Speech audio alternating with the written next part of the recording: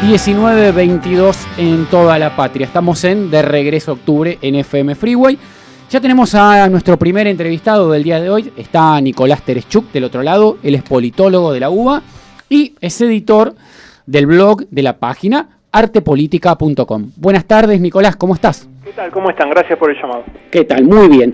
Nicolás, te agradecemos ante todo estar aquí ante estos micrófonos y te va a hacer una pregunta el compañero Jonathan, que está aquí a mi lado. Perfecto. Buenas tardes, Nicolás, ¿cómo estás? Bien, muy bien.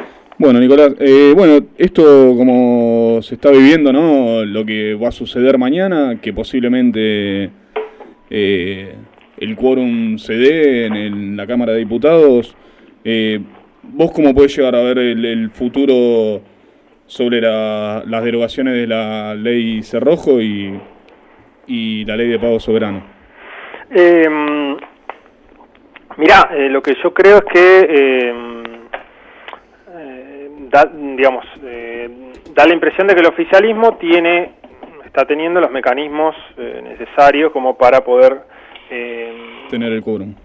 Sí, digamos, avanzar en la aprobación de la ley. Sí. Esto tiene que ver con, con alguna serie de cosas que creo que hay que tener en cuenta del contexto, digamos. Esta es la primera ley que está mandando, el proyecto de ley que está mandando el Poder Ejecutivo, el presidente Mauricio Macri, al Congreso. Sí. En ese contexto es muy complicado para todo el Congreso, por más que tenga, y se escuchan de los diputados, de diputados de la oposición, críticas, cuestionamientos. Hemos escuchado de diputados que dicen que, del Frente Renovador, que dicen que el acuerdo es muy caro, que es muy malo, que no es nada para festejar, que tiene problemas el proyecto, que se van por ahí a tapar un poco la nariz y votarlo, y hay varios conflictos dando vueltas ahí. O sea, varios de los cuestionamientos del proyecto incluso vienen de los sectores o de los partidos que afirman que tienen intenciones de acordar con el oficialismo. Es difícil, digamos, en el primer proyecto que manda un presidente obtenga rechazo. En esto también estoy pensando en lo que pasa en el Senado. Sí. Vos sabés que el Senado de la Nación, en el Senado tiene mayoría el Partido Justicialista del año 83 para acá en forma ininterrumpida. Okay. Y si vos revisás el trayecto, qué ocurrió en esos senados manejados por el peronismo, por el Partido Justicialista, en los 5 años de gobierno de Alfonsín y en los 2 años de gobierno de la Rúa, el presidente no peronista, te vas a dar cuenta que en general han permitido la aprobación de las iniciativas centrales o económicas de eso. De eso, las que son consideradas por esos gobiernos como centrales para su programa de gobierno. Claro, ¿sí? Las medidas económicas. En este caso las medidas económicas. Lo que llama la atención es que quizá que el gobierno se ponga tanto énfasis en la aprobación de esta medida, digamos, como en otras épocas habíamos visto. Es esto, se cae todo, incluso con palabras que no corresponden, yo creo, ni con la realidad ni con lo que debería plantear un presidente. Digamos, es esto o nada, o es esto un ajuste, no hay ningún plan B, o se viene una hiperinflación si no aprobamos esto, digamos. No parece. Eso parece como muy llamativo, digamos. Claro, ahora si realmente, que yo la verdad creo que lamentablemente se va a aprobar, las consecuencias que esto nos puede traer a corto, mediano, largo plazo, tanto sea un ajuste más feroz todavía del que estamos viviendo, más desocupación de la que se está llevando a cabo, y una hiperinflación que puede llegar a no poder llegar a manejarse. No, ahí te doy, antes por ahí estaba haciendo un análisis de cómo yo creo que el Congreso recibe, los distintos sectores del Congreso reciben esta iniciativa, digamos, porque uno tendría que pensar, ¿cómo puede ser que es posible que se apruebe si la oposición tiene mayoría en la Cámara de Senadores y si tenía la posibilidad de bloquear incluso el quórum en la Cámara de Diputados? Tenemos que tener en cuenta que es un gobierno que recién asume con todo lo que eso conlleva en términos de permitirle plantear su programa, de altos niveles en general de aprobación que tiene un presidente cuando arranca. Es difícil para ciertos sectores oponerse de plano, aparecer bloqueando la iniciativa de un presidente, más aún cuando ese presidente la plantea como como es central o esencial para su programa. La salvación. Exactamente.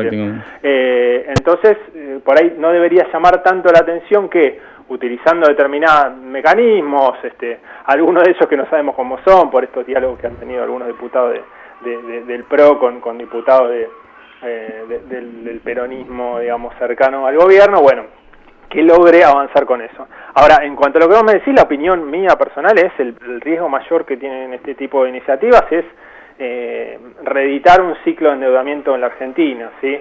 Hasta del año 76 hasta el año 2001, lo que conocimos fueron con algunos altibajos, en general con poco ingreso de divisas en la década del 80 por la crisis que tenía toda la región, pero en general ininterrumpidamente unas políticas económicas que ponían al endeudamiento externo en el centro de la economía, ¿sí?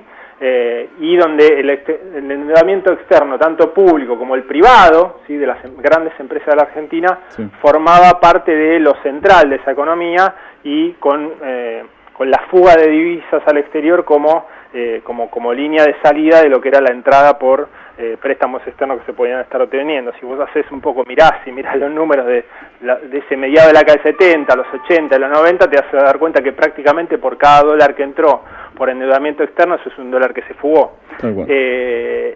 Después de la crisis de 2009 lo que tenés es no acceso a los mercados de capitales por parte de la Argentina y ese proceso de desendeudamiento que inicia el gobierno de Kirchner.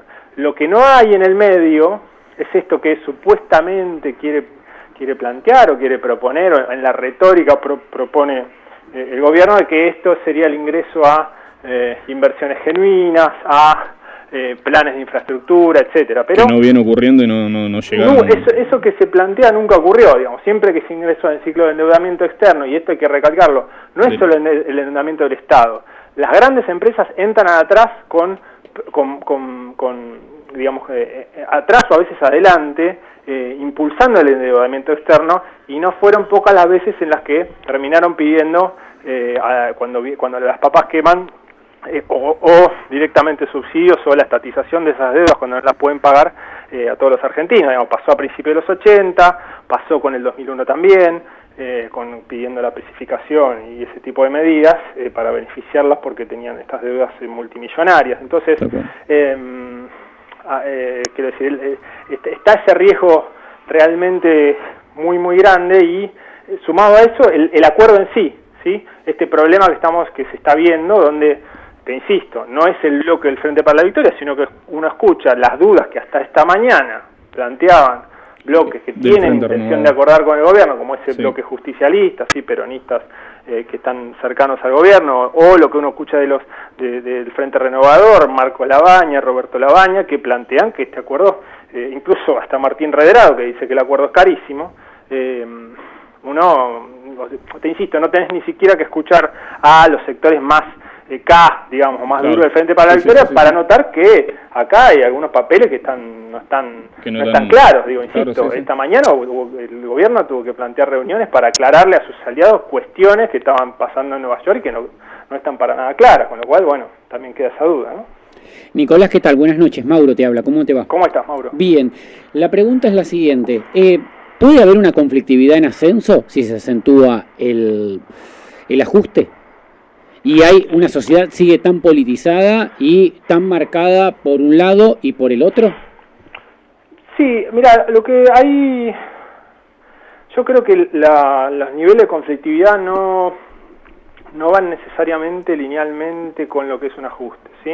Ah, bien. O uno puede ver que tardan, ¿sí? En la década del 90 hubo conflictos importantes, pero más o menos aislados en la primera parte de los 90, porque el gobierno había logrado en el año 91 una, entre comillas, victoria grande, que era el tema de la estabilidad. Entonces, en ese periodo de la estabilidad, si querés, del 91 al 95 no hubo. Sí, uno puede ver que en algunos casos, digamos, bueno, surgieron los piqueteros en el sur, pero en el momento Cutralcó, por ejemplo, pero parecía un poco aislado en ese momento, ¿sí? No era una conflictividad generalizada, ¿sí?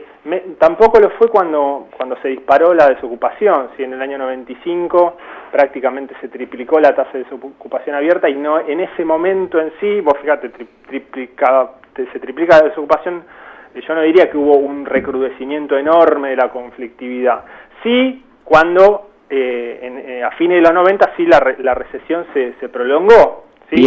Se prolongó en el tiempo, no había respuestas, el sistema político no encontraba respuestas, volvía a generar planes de ajuste sobre planes de ajuste. Me parece que eso no es lineal, tiene que ver también con cómo los actores políticos se mueven, qué actores políticos o sindicales pueden catalizar, o sociales, ese descontento que pueda haber en ciertos sectores, cuáles pueden ser esos sectores, cómo esos sectores conectan con el resto de la sociedad o sectores más amplios de la sociedad. Creo que no es lineal, entonces si se hace un plan de ajuste, entonces aumenta la conflictividad. Inclusive, si sube la desocupación, hay momentos en el que hay en la propia sociedad menos conflictividad, ¿sí? O sea, si hay menores niveles de sindicalización, los sindicatos entran en una dinámica de esta idea de preservar el empleo, ¿no? Y del lobismo, ¿no? También. Exactamente, digamos, puede haber distintos mecanismos por los cuales esa conflictividad se puede ver tapada.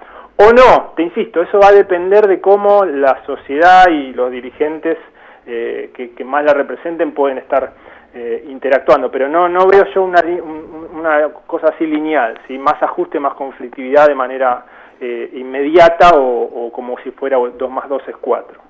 Perfecto, porque a veces vos podés hacer un análisis quizás en caliente y deducís de un modo incorrecto que más ajuste es Mira, te pongo otro más ejemplo. conflicto. Te pongo otro ejemplo, para irnos un poco más atrás en el tiempo. Cuando vos revisas los datos por ahí suena un poco lejano, pero también hay cosas que son cercanas, digamos, el plan económico de Krieger-Bacena del 66 al 69, ¿sí? que termina explotando en el Cordobazo, y fue un ajuste importante, digamos. En ese 66 al 69 los datos y con un nivel importante de represión política, una dictadura, los datos económicos le sonreían, entre comillas, al gobierno, los datos macro, y no había grandes niveles de conflictividad. Las huelgas fueron menores en ese momento que en otros momentos. Después terminó estallando por una especie de válvula de escape, inclusive por donde menos se esperaba, que eran, vos fijate, los obreros que mejores condiciones laborales tenían y que más altos sueldos cobraban en las automotrices de Córdoba. ¿Sí? Eso está estudiado. Con lo cual a veces la conflictividad o se retarda o aparece en los lugares donde vos menos la esperás, pero no es algo inmediato ni lineal, me parece. Bien.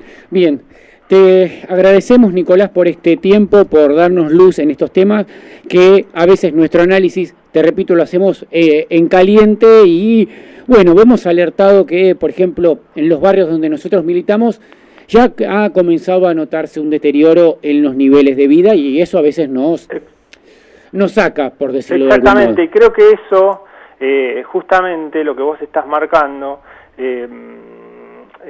me parece muy importante. Bueno, ¿cómo lo formulaste? Los barrios en los que estamos militando.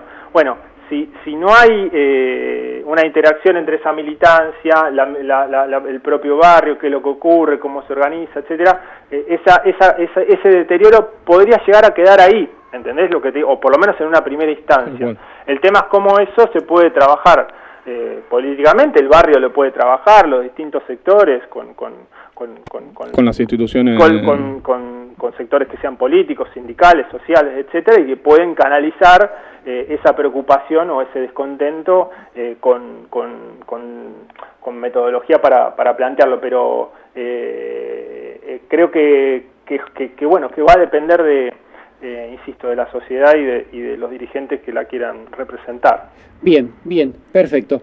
Te agradecemos nuevamente, Nicolás, por tu tiempo y por darnos luz en algunos temas que realmente lo necesitan y donde se está jugando el futuro de las generaciones por venir. Bueno, muchas gracias por el llamado y les mando un abrazo grande y mucha suerte. Bueno, muchas gracias. Muchas gracias, Nicolás. Ha pasado Nicolás Terechuk, es politólogo de la UBA y dirige y edita el blog, la página artepolítica.com.